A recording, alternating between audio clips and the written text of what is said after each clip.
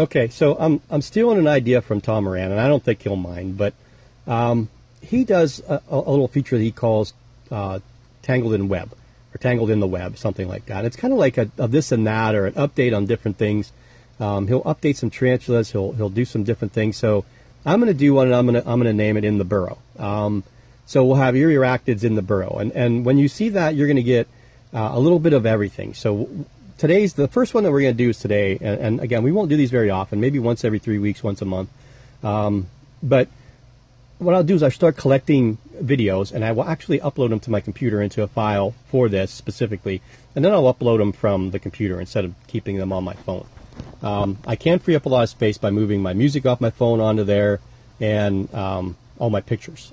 So I could put my 64 gig card in here and have a lot more memory. I may do that, but we'll see. So anyway, we have a ZooMed Bugarium. This was from my brother. He ordered it. He's not going to use it. He gave it to me. So I'm just a benefactor of him ordering something he doesn't need. And then he ordered these. And these were ordered at my request. They were $14.99. He bought them and said, I don't need the money. You gave me the Ensei. I gave him a Neohealth LA Ensei sling. So he's like, just consider that payment for that. Which I told him he didn't need to worry about that. But anyway. There's 3 of these. They're about 7.5 inches tall, but I think about 4 inches wide. So this is 8 inches wide, right? So maybe a little bit more than 4 inches, maybe 4 1/4. Anyway, what's going in here? We are going to put my Opisthothalamus walbergi, which is my tricolored burrowing scorpion. We're going to mix up a mixture of excavator clay, play sand, and Eco Earth or Cocoa Core or whatever. I've got a recipe for it, so we're going to set that up. We're going to spray it down and activate the the excavator clay, and we're going to let it sit for 3 days, and then we're going to put the scorpion in here, and that'll be his home for quite a while. They like to go straight down, so we'll see. We'll probably fill it up about yay tall, so that'll give us some surface area for, to put a water dish or whatever we need. The other one's going to be the Cereoplagibus haughty. It's going to go into this. And then what I'm going to do is I'm considering one of 2 things. Either rehousing my avicularia that we rehoused not too long ago, because it doesn't really particularly care for that plant. But I'd like to give it another week to see. But I think what I'm going to put in there is this little dude. And it's very, very little. You can see him right there. Still tiny. But this is the wandering spider, the red fang.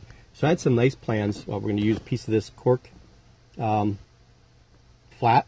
We'll glue the whole entire back onto the back end, so we'll have that whole area there, and then we'll take a few of these stuff like these plants.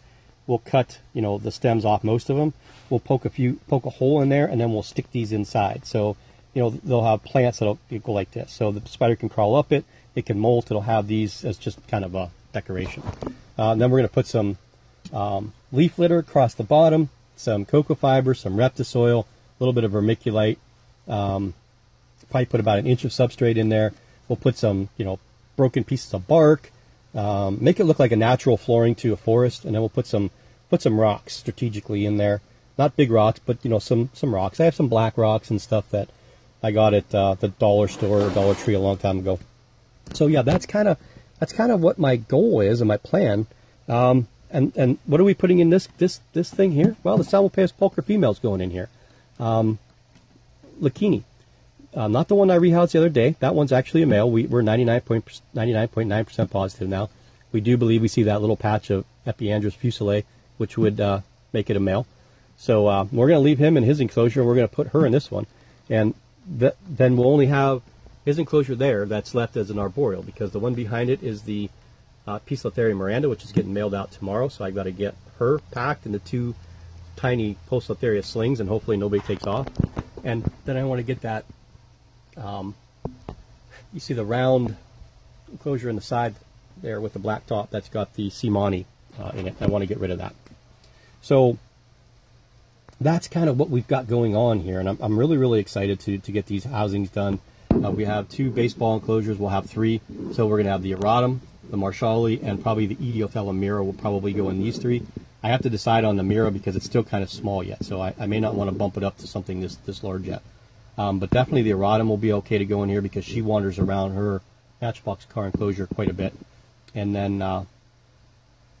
definitely the Marshalli. The Marshalli is probably about the size of my Darlingi that's in one of these, and maybe just a tad bit bigger. So we'll get that out of the little vial that's in and get it into that, and it'll be in there for, till it's about 1.25 to 2 inches long. Probably 2 inches will probably be good, and then we'll move it out of there into something different. So, we could even put, a fossorial species in these too. The ones that dig down, they don't need a lot of space down here. They'll dig down a corner and then they'll make a den down below. They'll have plenty of floor space for, like I said, this is 4 inches, so you could have a 3-inch tarantula in there without any problem. They'll be able to move around the bottom, come up on top, and get their prey, whatever. So I think I am going to have him just order me 3 more of these, because I would like to move my avic in here because it hates that plant, like I said. We are also going to rehouse up on top there with the red lid is the Cereopagabus lividus. We're going to move that into an enclosure like this one right here. That's got the OBT in it. That will be the final home for the lividus. I won't have to worry about messing with it ever again, because it did crawl out yesterday, or the other day, not yesterday, 2 days ago. I tried to feed it a worm because it was up top. I knew it was hungry, so I fed it a worm. It went back down. The worm started to crawl away. The spider came up, and it took a wrong turn, and it crawled around the enclosure 3 times and then went back in, and never did get the worm. It went right back down its hole, so I had to take the worm back out. So we're going to put one in there. We have three of these empty right now, so there's 2 in the back there. So we're probably going to put the 2 Albopilosum nicaraguans in there, and hopefully they dig. And then we'll have the lividus and the OBT in those. So that'll free up another one of these. It'll free up another one of these. And yeah, and that's kind of where we're at with things going on here. Nothing seems to be in dire need of a molt. We do have some that, well, I shouldn't say that, because my Chaetopelma olivaceum desperately needs to molt. I almost want to just squeeze the new spider out of the old spider, because it is just huge and looks just absolutely miserable, and it hasn't eaten in 112 days. So it's been in pre-molt for at least 112 days.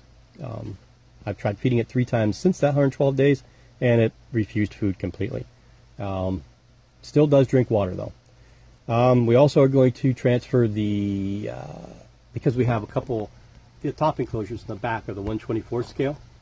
We have 2 of those open, so we're going to move the vinegaroon, which is right there in that round container. We're going to transfer that into there. That has plenty of room. We'll put its cork hide in the back corner, and it'll be able to go in and out of there. So we'll get good footage with that one in there.